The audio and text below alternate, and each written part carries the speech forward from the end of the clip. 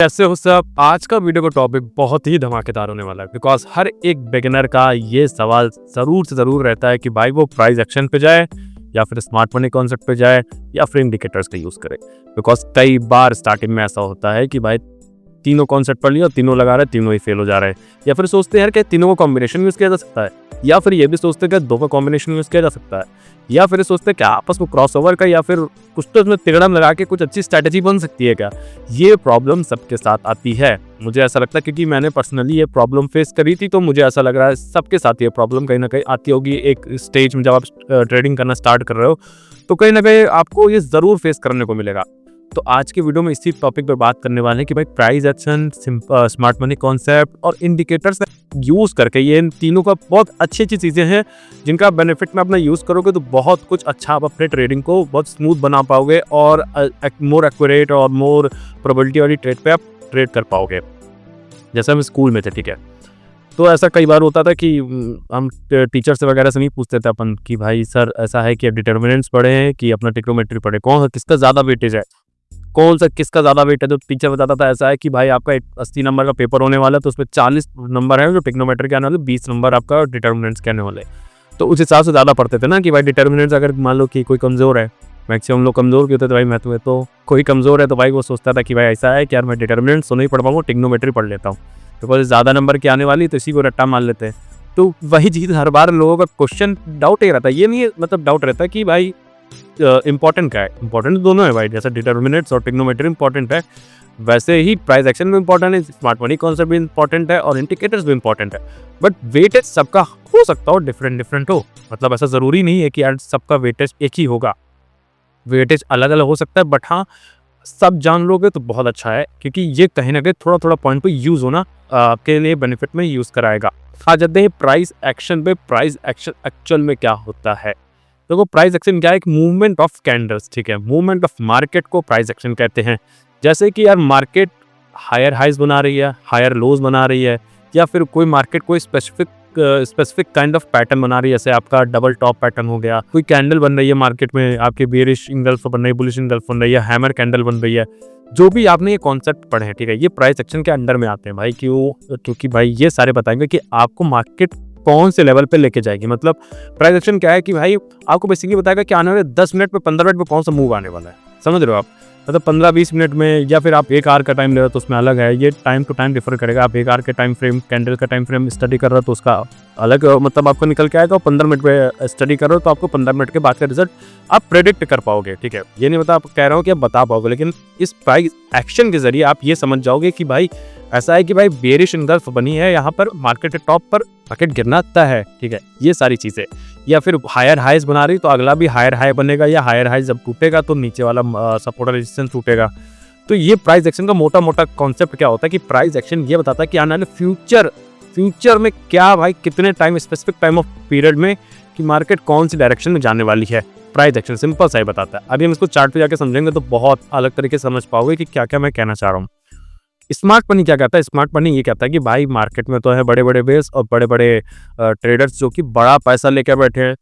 अब smart money ये बताता है कि भाई ऐसा है कि उनका एक प्राइस होगा जहां पर वो ट्रेड ले रहे होंगे, जहां पर आके अपना पैसा लगा रहे होंगे, ठीक है, जहां पे एक लिक्विडिटी स्वीप वगैरह होते हैं, जहां पर बहुत लोगों की लिक्विडिटी आकर, जहां पर लोगों ने स्टॉप लॉस लगाए होते हैं, वहां पर आके हिट होती है, ठीक है।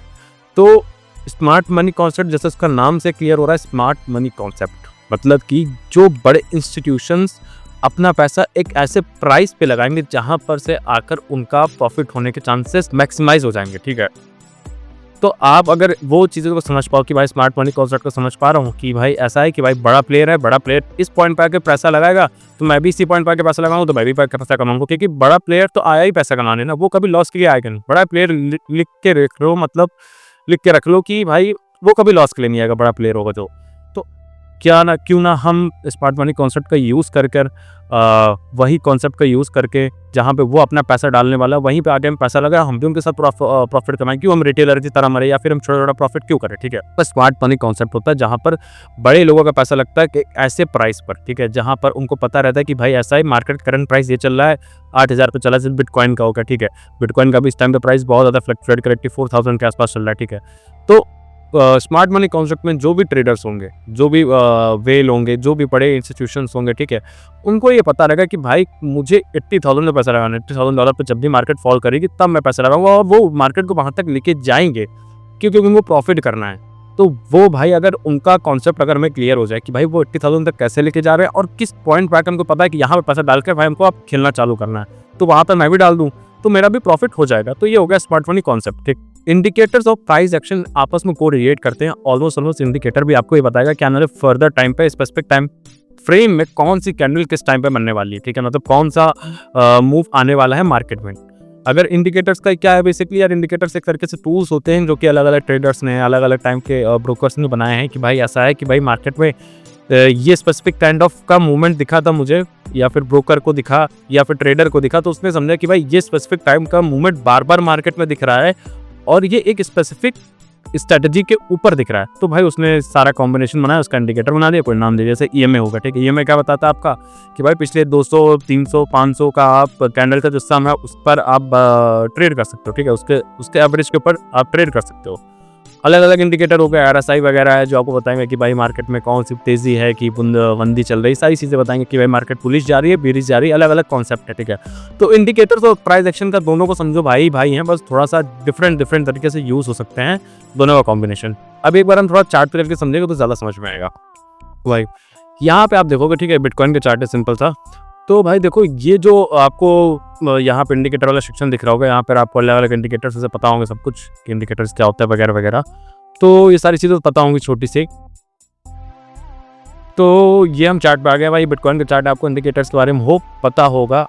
तो यहाँ पे देखो 3 इंडिकेटर मैंने अप्लाई कर रखे हैं, 9, 15 और 200 ईएमए। ठीक है, तो यार ये हमें मुझे क्या बता रहा है, बेसिकली इंडिकेटर क्या बता रहा है मुझे, तो 200 वाला इंडिकेटर वो ये बता रहा है कि यार लास्ट 200 कैंडल का सम अप करने पे कि मार्केट बुलिश में जा रही है कि बेरिश में जा रही है, तो मैं अपने ट्रेड उसको इस अकॉर्डिंग प्लान करूंगा।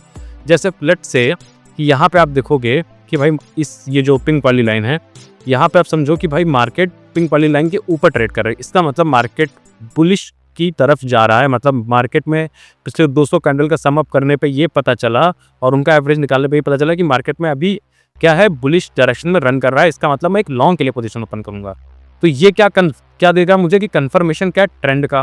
ठीक है, इस इंडिकेटर ने मुझे क्या कंफर्मेशन दिया कि ट्रेंड भाई ऐसा है कि मार्केट में अभी मैं लॉन्ग के लिए जाऊं कि शॉर्ट करूं, क्योंकि यार देखो कई बार ऐसा होता है ना कि भाई आपका कॉन्सेप्ट लग रहा होता है लेकिन आप कंफ्यूज रहते हो कि भाई ऐसा है, कॉन्सेप्ट तो लग रहा है लेकिन मार्केट मुझे कह रही है शॉर्ट करने के लिए, लेकिन कॉन्सेप्ट कह रहा है लॉन्ग करने के लिए।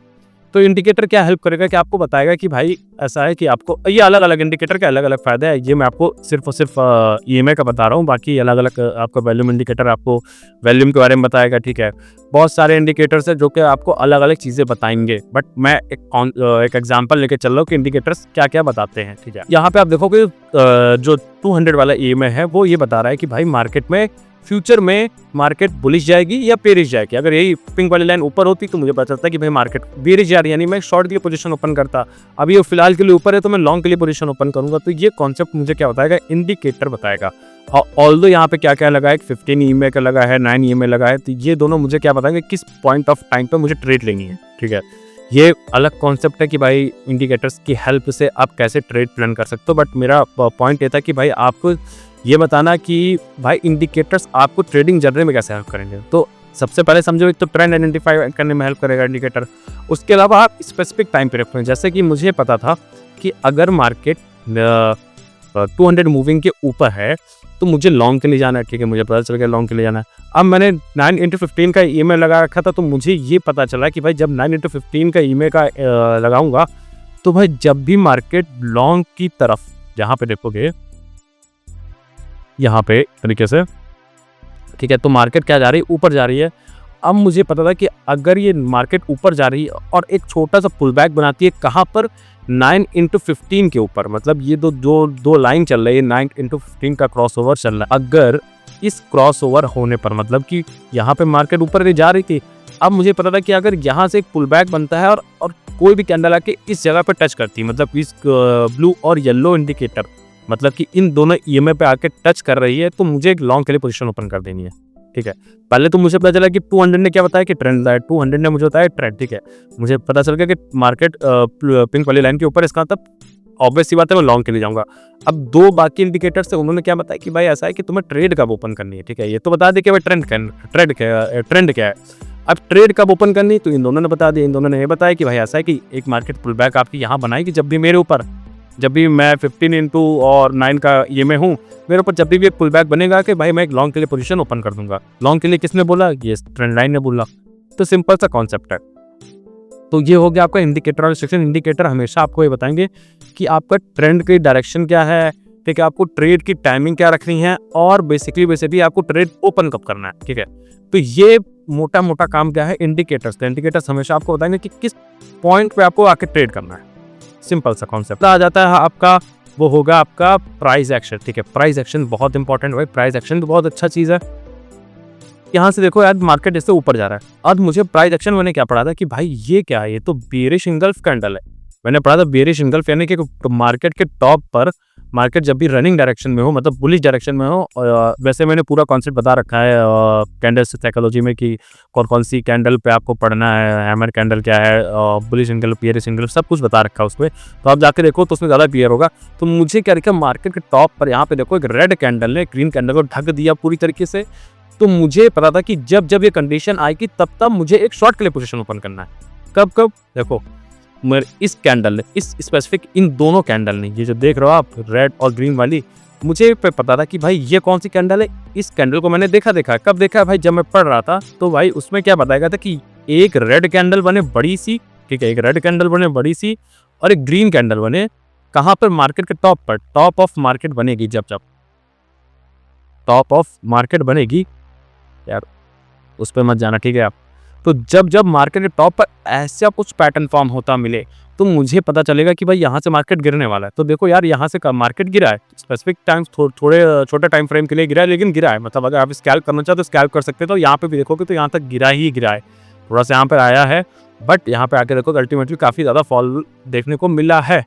तो भाई ये बेसिकली क्या बताएगा, जो स्मार्ट आपका प्राइस एक्शन है, प्राइस एक्शन बताएगा कि भाई आपको ट्रेड किस टाइम पे करना है। जैसे इंडिकेटर्स ने बताया ना कि आपको कब ट्रेड करना है, कहाँ पे ट्रेड करना है और ट्रेंड क्या है, वैसे ही आपको प्राइस एक्शन ये बताएगा कि भाई आपको स्पेसिफिक टाइम फ्रेम पर अगर ये पैटर्न फॉर्म होता मिल रहा तो आपको ये ट्रेड ओपन करनी है। सिंपल सा मैथ। अगर आप स्कैल्प कर रहे हो तो प्राइस एक्शन तो बहुत ज़्यादा जरूरी है। अगर स्कैल्प कर रहे हो तो स्कैल्प में बहुत ज़्यादा यूज आएगा प्राइस एक्शन। एक दो एग्जाम्पल और दिखाता हूँ मैं। अब भाई देखो यहाँ पे देखो यार, यहाँ पे देखो एक कैंडल बनी है, यहाँ पे बनी एक हैमर कैंडल, ठीक है। हैमर कैंडल जब अगर मार्केट के बॉटम पे बन रही है तो भाई वो क्या होता है कि ट्रेंड यहाँ से रिवर्सल होने वाला है। प्राइस एक्शन नहीं तो होता है। प्राइस एक्शन में क्या है भाई, आपको कैंडल का पता होना चाहिए और एक पैटर्न पता होना चाहिए। यहाँ पे देखोगे तो डबल एम पैटर्न बन रहा है, देखोगे ना, ये देखो यहाँ पे देखो एक एम जैसा पैटर्न बन रहा है कि नहीं, और यहाँ पे देखो एक यहाँ पर इसका ब्रेक डाउन हुआ है, मार्केट फिर यहाँ से गिरी है थोड़ा बहुत, ज़्यादा नहीं लेकिन थोड़ा बहुत गिरी है यहाँ पर मार्केट।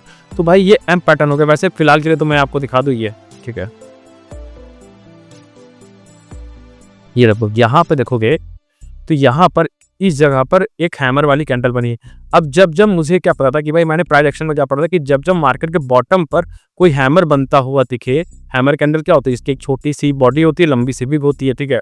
तो ये हैमर कैंडल हो गई। तो मुझे पता था कि भाई जब मार्केट के बॉटम पर कोई हैमर बनता हुआ दिखेगा तब मुझे एक क्या ट्रेंड रिवर्सल ट्रेड लेनी है। ट्रेंड रिवर्सल मतलब देखो यहाँ पे मार्केट गिर रही थी, अब मुझे अप ट्रेंड के लिए ट्रेड लेनी है। अब देखो यहाँ पर मार्केट गिरी है, अब मैं यहाँ पे ट्रेड ओपन करता तो देखो मार्केट ऊपर गई है कि नहीं, देखो यहाँ पर मार्केट काफ़ी ऊपर गई है। तो यार ये भी तो मुझे पता चला कि भाई जैसे इंडिकेटर मेरी हेल्प कर रहे थे कि मार्केट को बताने में कि कब कब ट्रेड करना है, वैसे ही कहीं ना कहीं प्राइस एक्शन भी मुझे ये बता रहा है कि भाई मार्केट में ट्रेड कब करना है। बेसिकली दोनों तो यही बता रहे हैं। अब इन दोनों का कॉम्बिनेशन यूज़ करके क्या मैं अच्छी ट्रेड प्लान कर सकता हूँ? हाँ कर सकता हूँ। अब मैं क्या करूँगा भाई, एक इंडिकेटर यूज़ करूँगा। अब इंडिकेटर मैं लगाऊंगा, इंडिकेटर से मुझे कंफर्मेशन होगा कि ट्रेंड क्या है मार्केट का, ठीक है, ट्रेंड पता चल गया। या फिर जो भी इंडिकेटर लगाना चाहो आप, आपके ऊपर डिपेंड करता है कि ट्रेंड वाला लगाना चाहते हो, वैल्यू वाला लगाना चाहते हो, जो आप चाहते हो, ठीक है। तो बेसिकली मैं क्या समझ गया कि भाई इंडिकेटर का यूज़ किया तो मुझे कंफर्मेशन ज़्यादा मिल गए, और फिर मैंने प्राइस एक्शन यूज़ किया तो मुझे पता चल गया कि भाई मुझे ट्रेड कहाँ पे प्लान करना है। अब जब इन दोनों को कॉम्बिनेशन कैसे यूज़ कर सकता हूँ, देखो कि भाई सबसे पहले तो मैंने देखा कि भाई इंडिकेटर यूज़ किया, इंडिकेटर से मुझे पता चल गया कि भाई मार्केट में चल क्या रहा है, मार्केट में ट्रेंड क्या है, मार्केट किस पॉइंट पर आकर मैं ट्रेड प्लान कर सकता हूँ। और मैंने प्राइस एक्शन पढ़ लिया तो मुझे पता चल गया कि भाई ऐसा है कि कैंडल कब कौन सी कैंडल किस पॉइंट पे बन रही होगी तो मैं किसके लिए तरफ जा सकता हूँ, मतलब किस ट्रेंड की तरफ जा सकता हूँ, वेदर बुलिश की तरफ या बेरिश की तरफ। अभी अभी तो मैं सिर्फ कैंडल का होता है, बहुत सारे पैटर्न बनते हैं, बहुत सारे कॉम्बिनेशन ऑफ पैटर्न बनते हैं, तो वो अलग पूरा कॉन्सेप्ट है। मैंने उसके ऊपर भी एक वीडियो, डिटेल वीडियो बना रखी है, जिस पर मैंने पूरा सब कुछ बताया, कैंडल्स, पैटर्न्स, ठीक है, और आपका ब्रेकआउट, ब्रेकडाउन सब कुछ बता रखा। तो उस वीडियो में आप जाके देखोगे, पूरे डीप तरीके से समझ पाओगे। तो अभी अभी मोटा मोटा क्या समझ में आया कि भाई प्राइस एक्शन कि प्राइस एक्शन आपका इज इक्वल टू है भाई इंडिकेटर, ठीक है, इंडिकेटर। हुआ कि नहीं हुआ भाई, इस थोड़ा राइटिंग में मजा ना, पता नहीं क्या कैसा टाइप हो रहा है। तो भाई हम ये कह सकते हैं कि जो प्राइस एक्शन है वो कहीं ना कहीं इंडिकेटर से कोरिलेट कर रहा है। मतलब प्राइस एक्शन और इंडिकेटर आपस में दोनों तरीके से भाई भाई तरीके से कह सकते हो ना। अब इसका यूज कैसे करोगे आप अपनी ट्रेडिंग में? जब आप ट्रेड कोई प्लान कर रहे हो, ठीक है, जब कोई ट्रेड प्लान कर रहे हो, और तब आपको प्राइस एक्शन और indicator same signal they they. For let's say कि भाई प्राइस एक्शन कह रहा है कि बुलिश डायरेक्शन में जाना है और इंडिकेटर भी कह रहा है बुलिश डायरेक्शन में जाना है, तो भाई आपकी क्या होती है कि प्रोबेबिलिटी बढ़ जाएगी ट्रेड की। मतलब क्या है, अगर आप बुलिश में ट्रेड प्लान कर रहे थे, दोनों ही कॉन्सेप्ट ने क्या कह दिया कि भाई बुलिश में ही जाएगी ट्रेड, तो आपने की जो विनिंग प्रोबेबिलिटी है वो बढ़ जाएगी ना। और ट्रेडिंग क्या है भाई, बेसिकली सब प्रोबेबिलिटी का ही तो खेल है भाई। ट्रेडिंग में जो भी कॉन्सेप्ट होते हैं, जो भी आप स्ट्रेटेजी यूज करते हैं, सब प्रोबेबिलिटी पे ही है, और जितनी ज्यादा प्रोबेबिलिटी होगी उतना अच्छा आपका ट्रेड जाएगा। कई बार ऐसा भी होगा कि भाई इंडिकेटर है वो आपको कुछ और कह रहा हो सकता है बेरिश कह रहा हो, और आपका प्राइस एक्शन वो कह रहा हो बुलिश कह रहा हो। तो उसमें आपको ये देखना है कि कौन सा फैक्टर ज्यादा स्ट्रांग है और कौन सी फैक्टर पे ज्यादा हम कमांड हासिल करे हुए हैं। अगर मुझे ऐसा लग रहा है कि भाई इंडिकेटर पे मुझे ज्यादा कमांड हासिल है, और मुझे ऐसा लग रहा है कि इंडिकेटर ज्यादा स्ट्रांगली कह रहा है कि भाई इस डायरेक्शन में जाएगा, तो भाई उसके तरफ से जाओ। ऐसा जरूरी नहीं है कि भाई आप इंडिकेटर और प्राइस एक्शन दोनों ही माहिर करो, कोई भी एक माहिर कर सकते हो। बट अगर दोनों कर लोगे तो भाई कई बार ऐसा होगा कि आपको कुछ ऐसी ट्रेडिंग जहाँ पे मतलब ट्रेड सेटअप मिलेंगे जहाँ पर आपको देखने को मिलेगा कि दोनों का कॉम्बिनेशन का यूज करके बहुत परफेक्ट और मोर एक्यूरेट ट्रेड निकल के आ रही है। फायदा भी मुझे जरूर बताना है कि ये ट्रेडिंग सीरीज कैसे जा रही है। तब तक भी सब्सक्राइब करके रखो एस्कोबार ट्रेड्स को, बिकॉज आने वाली वीडियो बहुत ही धमाकेदार होने वाली है। Bye bye, good night.